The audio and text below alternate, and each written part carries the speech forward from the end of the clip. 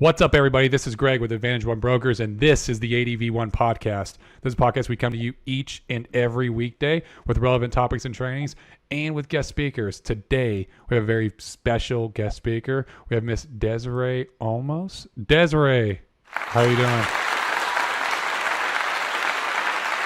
I'm doing good, man. Thanks for having me on. I appreciate it. Yeah, it's my pleasure. It's my pleasure. So Des, you have been with Advantage One Brokers here now for a few weeks, and you've had a lot of success. Talk about your experience so far. Honestly, man, I am so thankful that I got introduced to ADV1. If it wasn't for another agent from the practice company before sharing it with me, your exit video, I would have never known, and I would probably be doing something else in the industry so far.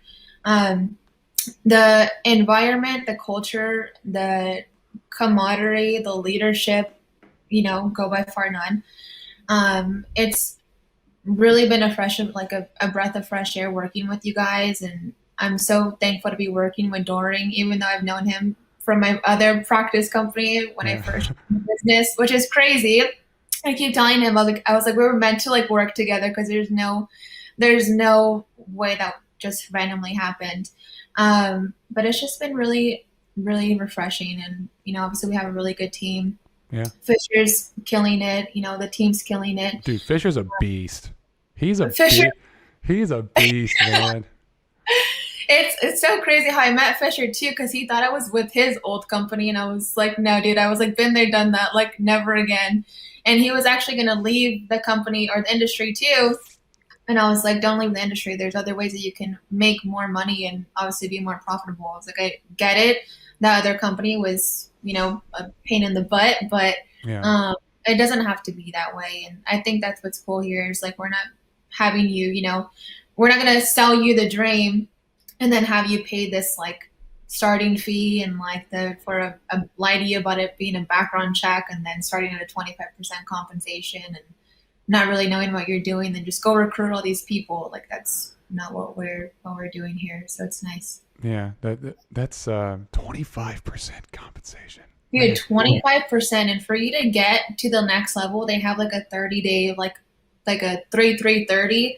So you have to go and sell to your friends and family, get 3 clients, recruit 3 random people when you're brand new. I came from banking, so going and recruiting and prospecting people was what is this? Mm-hmm. And my dad and my mom were like, what are you doing? I was like, I don't know. I'm just trying to figure it out.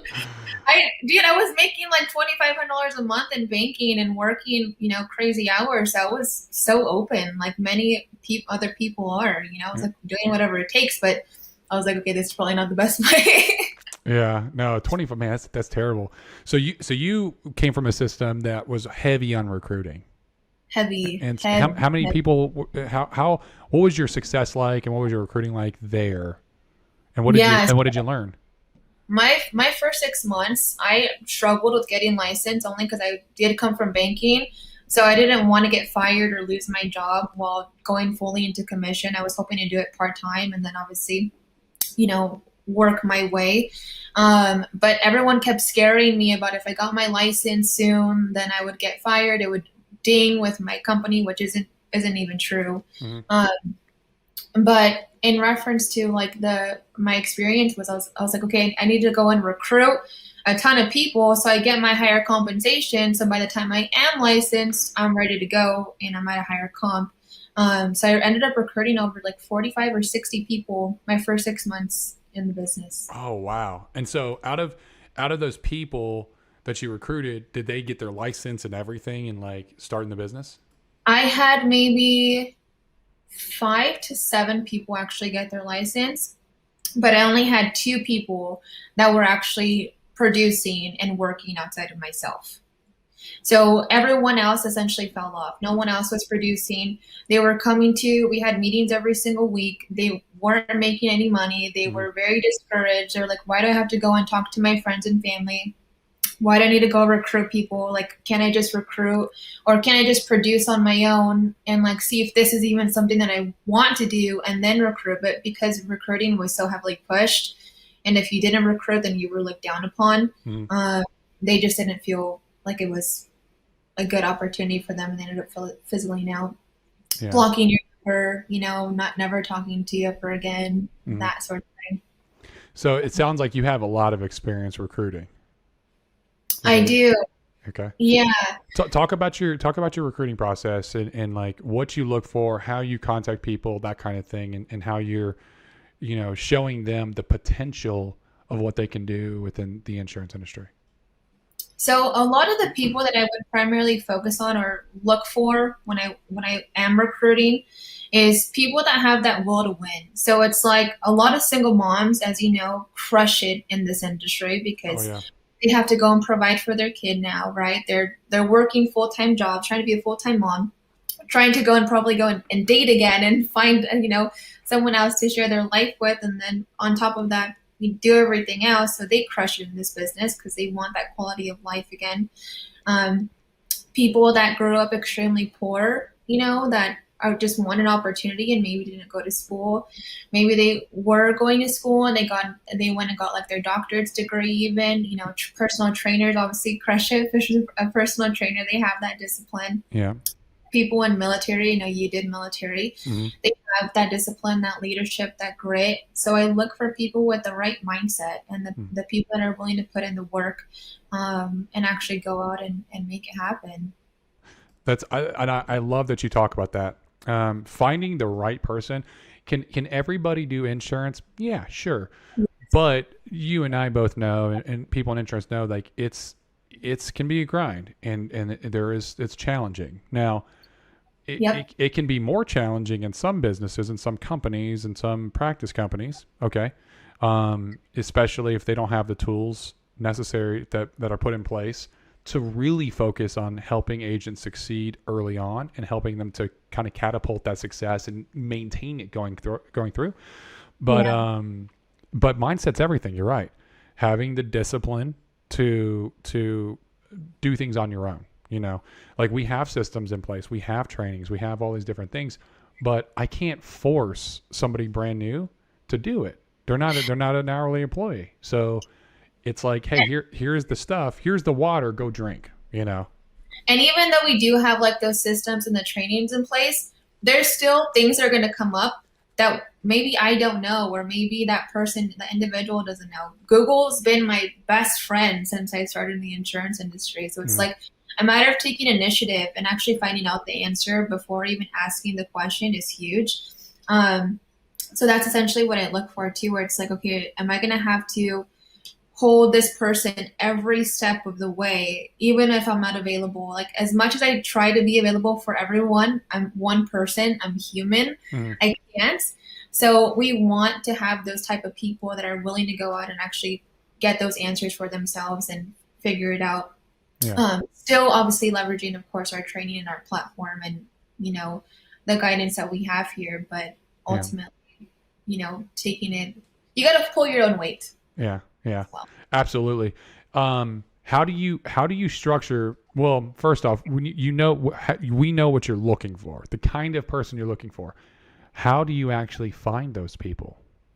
Is it just happenstance, or do you have a way that you can kind of find these people either through job boards, LinkedIn, people that etc.? Yeah, dude, social media is my best friend. I am a stalker when it comes to social media. It doesn't Don't make that sound bad. It's not that bad.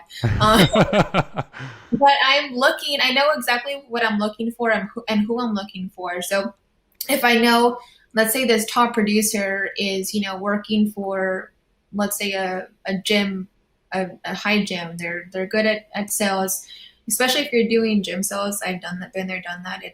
You don't get a lot of money doing that. But I'm looking for top producers, that are grinders, that are willing to do the work. So it's like, okay, I'll search UFC, or I'll search personal training, or I'll search, there's so many hashtags and stuff that you can look online with, like Instagram, Mhm. Facebook. And then if I don't like, if, let's say for example, if I reached out to them and I don't like how the conversation is going, or if they're not really interested, who do they know? So I'll go to like their friends list and like see, Yeah, okay, what does this person look like?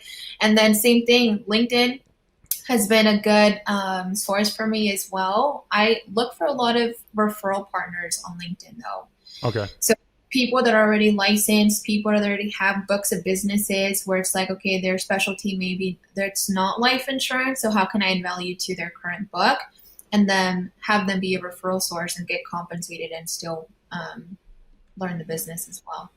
That's really intelligent that you can use the social media in that sense. When you start that conversation, when you're doing your research and you find those people and you start the conversation, how do you structure that conversation? How do you introduce yourself? How do you start it? Are you kind of straight to the punch, or do you have a very normal, natural conversation? Like, give me a normal conversation that you would do with someone that you've been researching. You found, you're like, hey, I think this person would actually be a good fit as an agent. Yeah. Talk me through that. So I hate doing like a straight to the punch. I know some agents do that, but I remember being in like several practice companies and getting bombarded with like, you can tell it's a script where it's like they're just copying and pasting to every single individual. Mm-hmm. What I'll do is I'll just start liking their photos. I'll comment their photos. I'll start replying to their stories. I'll make it like, oh my God, you're like an amazing person, or just like try to build a relationship with them first. And then I'll ask them, what is it that you do for work? How long have you been there? What I've seen is a lot of people in your industry actually do really great with the company that I'm working with, or in our industry. Are you open to a possible career change or doing something different?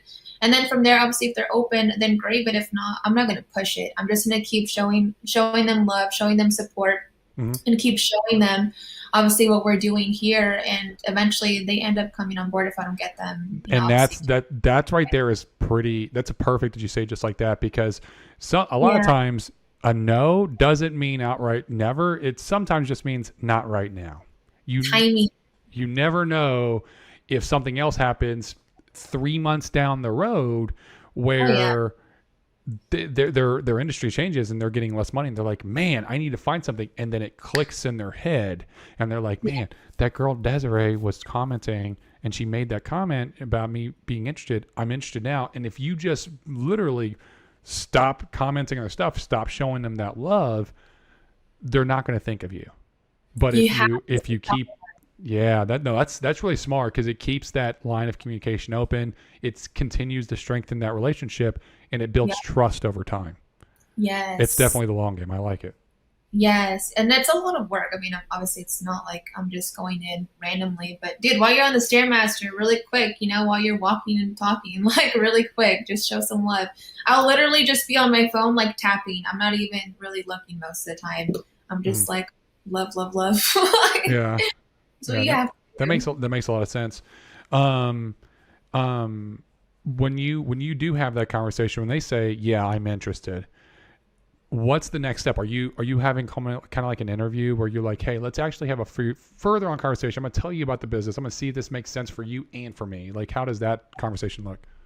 I do a quick 10-15 minute phone call. So it's like, how's your experience been so far?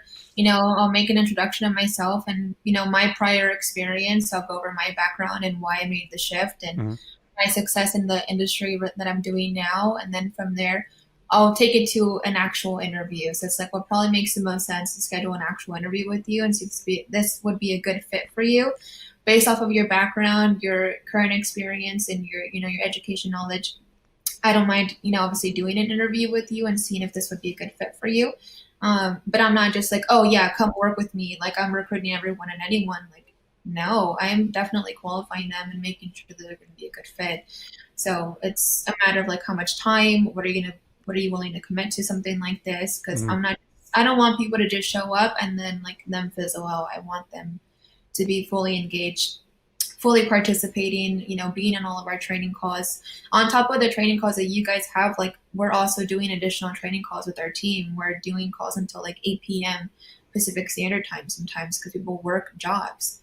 So I make sure that they can actually participate in those and be involved in those so they can actually succeed and get out of their 9 to 5 if that's something that they're wanting to do.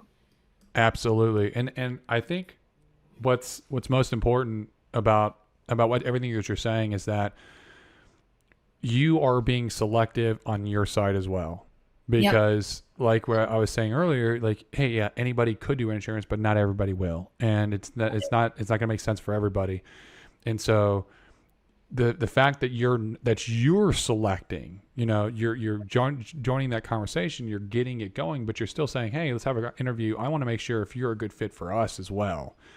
That means that you're selectively picking people that fit the culture, that fit the organization. And then it kind of solidifies that process instead of just being like, oh, hey, you have a pulse, you have a license, let's go. And then throwing them into the system without actually making sure that they're going to fall through. No, because you could have one bad apple, and it's like that can be cancerous to your whole team. Yeah. I've had interviews with several other people from another practice company with high comp. I'm not gonna go back and forth with you about compensation. Like if you're coming here for compensation, if that's gonna be like a big like factor, like you're better off staying where you're at. Like that's not why I made the shift. I actually got a reduction in comp by coming over here. Uh-huh. That's definitely not why I made the move. I didn't see myself in that practice company for multiple reasons. So in reference to like, obviously bringing somebody on board and letting them know like, hey, you're probably not going to get released from your current carrier contracts. Like you have to be willing to go through that and know that it's going to be a little bit of a process, but ultimately this is what we're doing and this is the expansion. This is how we're growing. Dude, it's only been like, I think a month and we're already over 1,000 licensed agents or something like that on our ADV1. So it's just the beginning and we're only going to keep growing. Obviously the more people that we have showing success, more people are getting their writing numbers finally. I know I still haven't been released from a few carriers, but it's still like finding a way to, okay, these are the carriers that we can use now. Let's leverage them. Let's use them. These are the leads that we have. This is what we can offer you, and then go from there. But it's a matter of that full support, that training, and obviously, like you're pretty cool, so that's another reason why. I try to make it as cool as possible around here. Okay, so you're having success with recruiting. You're being selective. You're not just picking everybody. That is, and I don't believe that, because there's a lot of people that came from the practice from I don't remember if you were with my practice company. I think you were. Maybe. I was. Okay. So we all came from the same practice company, kind of, and you came from a different one with David. So we've all been in multiple companies. Yeah.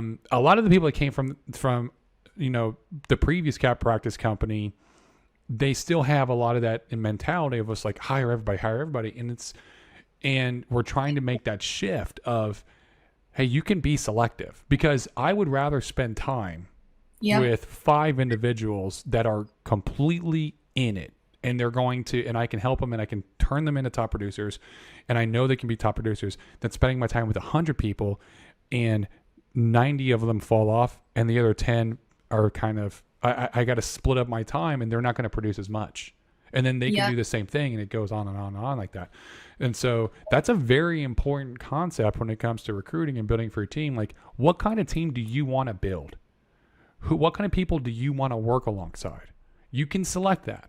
You as an agency owner, as a recruiter for your own agency, you have the ability to decide, do you want to work with this person or not? Because if you pick the wrong person, like you're saying, you can have a bad apple and that can ruin the bunch. Yep. And it can make it very difficult for everybody. So that's why there have been people that have come over that we released and said, nope, go back or go wherever but you're not welcome here. And then they end up going back to the practice company and saying, and all kinds of BS about it. But hey, that's fine. We don't care, because we didn't want you here because you didn't fit the culture,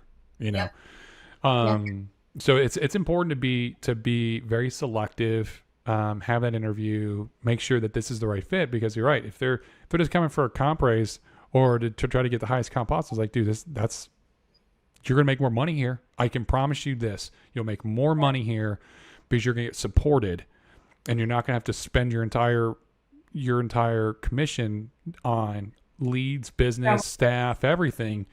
We're going to help you. You're going to spend a lot less on leads. You're going to spend less time in the field. You're going to make more money, be more profitable. I can promise you that if you follow the system. And so, no, you are saying, man, you're saying all the right things, Des. That's exactly the kind of recruiter we want to have on the team. Yeah, it's been so nice too, man. Like even the leads, I've ran the MBA leads and the B leads. every single person that I've called, I've never been like, oh, I don't remember filling this out. Like the other leads from the other practice company, like they actually remember even filling it out, even if they're no longer interested for like the B leads. They still at least know why I'm calling. So it's been really nice. Oh, that definitely makes a world of difference when you have qualified leads. Yeah. That is I would say the single greatest responsibility that any company has toward their agents, any IMO, any captive company, is to give them the resources so that they can sit with qualified clients. That is the responsibility of the company, period. If they're not providing that, then you're in the wrong company, because it's Right. not your responsibility to go do the prospecting. It's their responsibility to make sure that that you can sell their products to help you. And so and that makes the world of difference. Having those conversations. I can't tell you how many people I've talked to that are just like, holy crap, you were right. These really are better. So yeah, this is an actual lead. Yeah. How do you like it? So your experience so far has been great with the A leads and everything. Yeah, it's never, even if I just like text them, if I can't get a hold of them via like phone call, text them, and obviously get a hold of at least somebody. They're alive and breathing. So Yeah, it's not like a disconnected number or, yeah. absolutely. How's your success been in the field so far? The success has been really good. So, for example, like if I've only worked, let's say maybe like 10 mortgage A leads. Mm-hmm. So out of those, I've sat with maybe three, four. Mm-hmm. And then we've closed roughly two of those. So only like 6,000 so far in premium with the mortgage A leads. But I just got some mortgage B leads and working on booking those. And it's been really nice. And obviously like personal, like market referrals, stuff like that. Yeah. But obviously it's the same conversation. It's not anything different compared to if I was working any other lead. You're pre-qualifying them, you're letting them know why you're calling, you're doing the fact finder, understanding why they even put in the request for life insurance or mortgage protection, and giving them two options to choose from, and then going from there. Yeah. So it's all the same process. Okay. Yeah. You're absolutely right. It really is. The only difference is the lead, but it's a lot easier having that conversation when you're seeing someone that's super interested. They know exactly why you're calling. So, how's your team's success been? I know you have Fisher on your team. You have some other agents? How's their success been?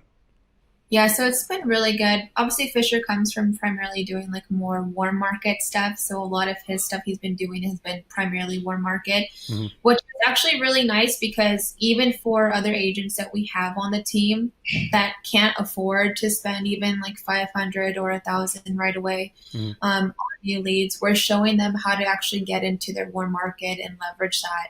And we have this guy, Billy, right now that Fisher's actually been helping a lot with the warm market, who actually just closed, I think, like 15,000 in premium out of his own personal market. No lead costs, nothing like that, all profit.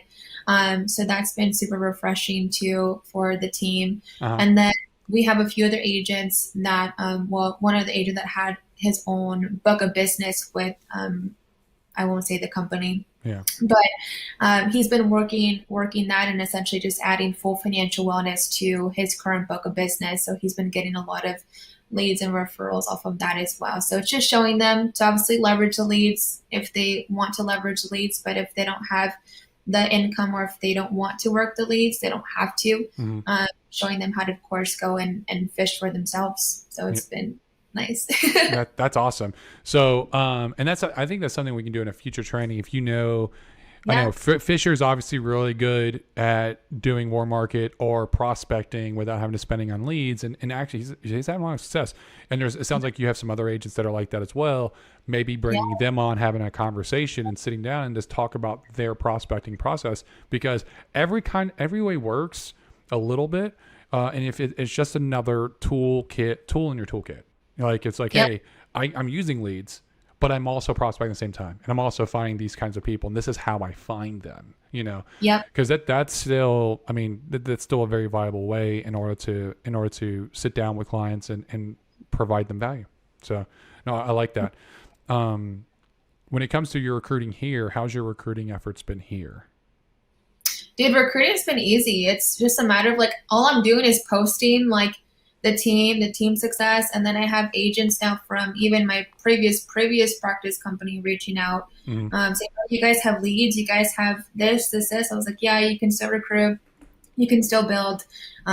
There's no starting fee. So it's like everything's shifting in our industry. So it's like, let's say back in 2006, 7, 8, even up to 2012, 2013, like paying to go and start a company and do this business was like the norm. But now everything's getting so advanced where it's like, if you're not offering a high comp, if you're not providing agents with actual training, how to do product, or even giving them like a lead source and showing them how to go and fish for themselves and not just go like recruit and build a team and sell them a dream, you're gonna end up losing in the industry. Like just because so much is changing, and if you're not adapting and evolving with that, you're gonna get left behind. It's just a matter of time. Yeah. So just educating people and agents. If I knew this opportunity was around when I first got started, and if I had to choose between my first practice company and this, I'd be like, this one makes more sense. I'm going to get a higher compensation, do the exact same amount of work,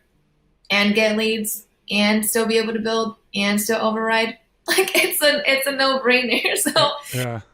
Why would I go and pay a fee on top of everything else? Oh, and we get a licensing reimbursement. It's like, yeah. What? Yeah. And just to kind of to let people know, if you're watching this and you follow Desiree and you're thinking about making the switch into the insurance industry, for licensing, how we do licensing is, you pay a small fee. We have a reduced fee to pay for your licensing course, which is an online course. You just do it to prep for your exam. It only really takes you like a week. It's pretty quick. It's not hard at all. It's like, and I think it's like $49 for that course. Then, you pay for your exam, which depending on the state, usually like $50. Then you pay for your license fee. Every state's different. I know Texas is like $55. Then you got to pay for your fingerprint for your background checks. You can't have any felony stuff like that. And that's like $45 through Identigo. So for us, what we do is you keep all those receipts when you're going through licensing, and then after you've written your 5th piece of business that clears, that issue pays, you turn your receipts into corporate, and they refund you for everything that you spent. So you basically get your license for free.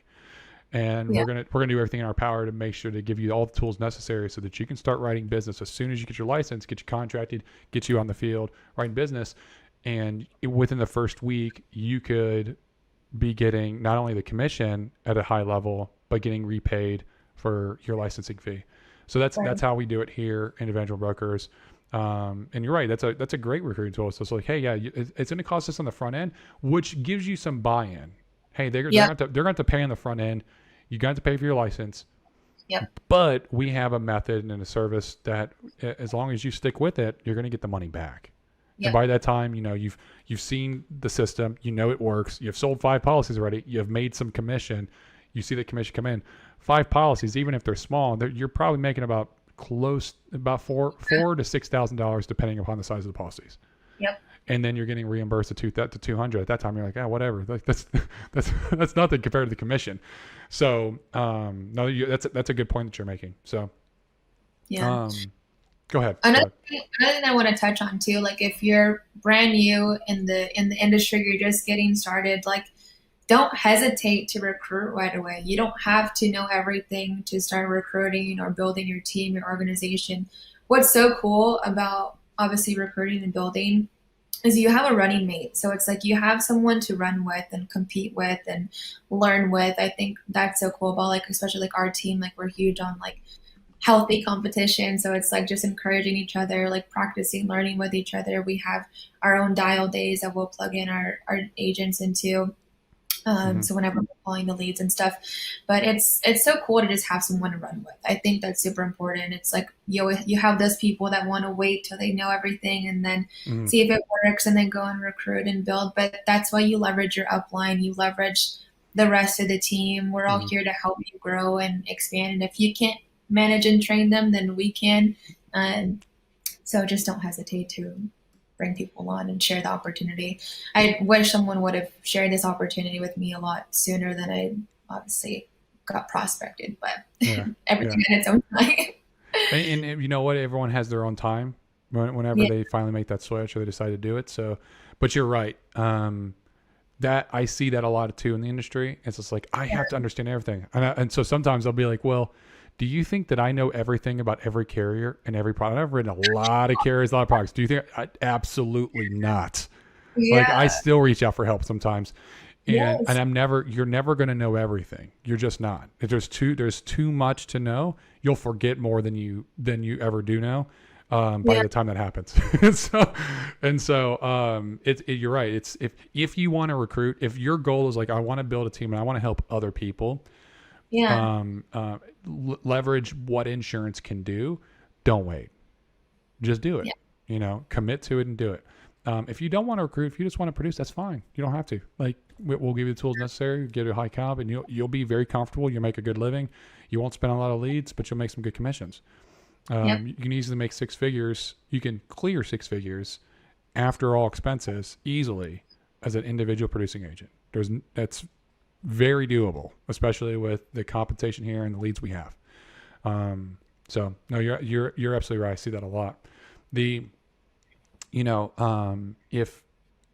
if somebody were watching this and they're on the fence, Desiree, and they could be at any of your previous companies, your previous price companies, or they're just looking at insurance. If they're on the fence and they're watching this, what would you tell them in order to, make them feel comfortable with going to, picking a side, I guess? What I always say is those practice companies will take you back at any time. So it's like if you're on the fence about trying or working with us or making this switch because you're unsure. I know a lot of people have been sending me messages like, I don't know, or what about this? I'm scared. The fact that you're even scared to leave your practice company, I think says enough. Like you shouldn't be feeling like you're held hostage. Um, but if it doesn't end up working out for you or you don't end up liking it, they'll take you back in a heartbeat. They're not going to say, no, don't come back. We don't want your overrides. Like, so don't be afraid to like give it a chance and give it a shot. And, you're not going to lose anything by trying. You don't have to pay anything to get started with us. So you're really not losing anything. Absolutely. No, you're right. That's a good point to make. And also, I that fear of reprisal if something bad happens if I leave my practice company, you're absolutely right. That should send a sign to you that Yep. you're not working with good people. If you're Yeah. afraid they're going to do negative things to you for leaving and trying to do a business, not a personal decision, but a business decision to put yourself in a better vehicle to get the success you want to get. If you're scared, that means that the leadership around you are not leaders. And Yeah. and the point of leadership when it comes to any organization, honestly, is to lower give you psychological safety in what you're doing. You have to Yeah. feel comfortable, confident, and know, especially in a sales organization, when it's like, hey, I'm not guaranteed to get paid every single week or every other week or every month. I eat what I kill. So there's obviously, coming into this organization from a salary base to a commission base, there's already going to be some nervousness there for the success. And like, what if I suck? What if I don't make any money? It's the point of the company and the leadership is to give you that psychological safety that you feel comfortable making this decision. And the fact that you don't feel psychologically safe, you have fear, means that they're not doing their job. It means that they're not leaders. So that should be a huge red flag to you to like, I'm not in the right place with the right people right now. So no, you're absolutely right. Yeah. Don't be scared. Like if you're scared, that says enough. Like I was Exactly. scared. I was scared of my previous mentor from my first practice company, and I was like, okay, maybe I shouldn't be feeling this way. It's like a bad relationship where it's like you feel the red flags, like you see the red flags, like, oh, maybe they're a good person, like we'll see, we'll test it out, and then it's like, nope, they bite you in the butt. I'm like, dang it, like I should have just trusted my intuition. So Exactly. And that's probably why you feel that way, because you have intuition and you see the signs in the wall. You just don't, no, they won't do it to me, but what if they do? And that's why you have that fear. It's because they probably will. And Yep. and so thank you so much. Oh, you were going to say something. no, Oh, okay. Thank you so much, Des, for coming on board and talking to us. This has been a good conversation about recruiting, about the business, but this has been great. yes, I know that people are going to want to reach out to you for help on basically on recruiting because of the way you do it, and then maybe even prospecting. And like I said, we'll do another podcast, another training specifically in that. If you want to pick some of your agents that are specifically good at it, we can do a panel podcast like that. But if someone wants to reach out to you, how can they reach you? And before you answer, Doring, old Double D, wanted you to say this in Spanish to prove that you are bilingual. So you have to say in Spanish, hey, they can reach me by, and tell them. So I knew that I was going to have you do that. Yeah, me puedes a llamar. Pues no, I don't want to put on my cell phone number or anything like that. You can put however you want people to contact you, Desiree. You can reach me on Instagram. Yo te puedo ayudar. Si hablo español, so no te preocupes. Very nice, very nice. Thank you so much for taking the time and talking to everybody and talking to me. For everyone watching, thank you so much for taking part in the ADV1 podcast. I'm your host, Greg Birch. This is Desiree Olmos. If you're watching this on YouTube, do me a favor, hit the subscribe button, turn on your notifications so that you get notified each and every weekday when we're coming out to you live with this information. If you got anything out of this, if you enjoyed the conversation with Desiree, if you chuckled, if you laughed, if you learned anything, and if it brought you value, then do me a favor. Here's the fee. Share it with somebody else that can also get value from watching this conversation and hopefully learn and reach out to one of us and we can help even further. We're doing this for all agents. I don't care what company you're in. Yep. Thank you so much for taking part in the ADV1 podcast.